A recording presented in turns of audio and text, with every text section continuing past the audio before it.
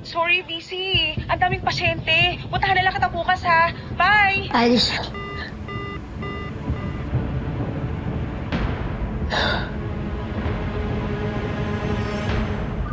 Anak, sa New Year. Anak, sa New Year pupunta si tatay dyan, ha? May visa ako, anak. Talaga po? Anak, oo, kasi kumuha ako ng visa nung umalis kayo, eh. Kasi bala ko talagang puntahan kayong dalawa, hanapin ko kayong dalawa. Ayan to. Re-reject mo. Wish ka.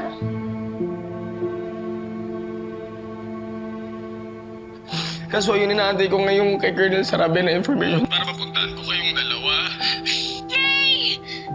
Sigurado po yan, tatay, ha? New Year. Hintayin po namin kayo ni nanay. Anak, sigurado. Siya, Jeff. Ayaw na naming abalahin pa yung celebration nyo. Tawagan na lang tayo, ha? Magkita tayo sa New Year. Bye, tatay. I love you so much. Merry Christmas. Merry Christmas. Mwah. Salamat.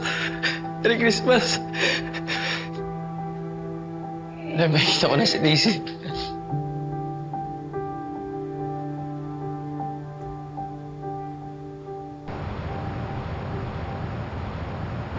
Nire-reject mo yung tawag ko, ha? Sa ka ba nagpunta? Hoy!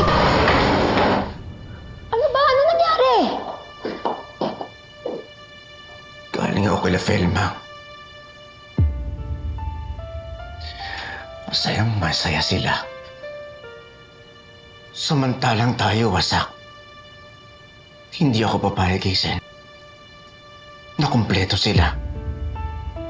Habang tayo, ang kaisa-isa nating anak, habang buhay natin hindi makakasama dahil sa kanila. Ayoko nang pigilan to. Hindi ko na kayang makita na masaya ang hayop na pamilyang yun. Kailan mo balak gawin ang plano? Bago mo bagong taon. Sinong unahin mo? Sino gusto mong unahin ko sa kanila?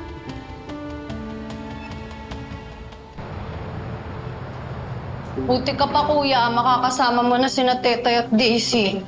Kuya, tawag ka agad pagkarating mo doon, ha?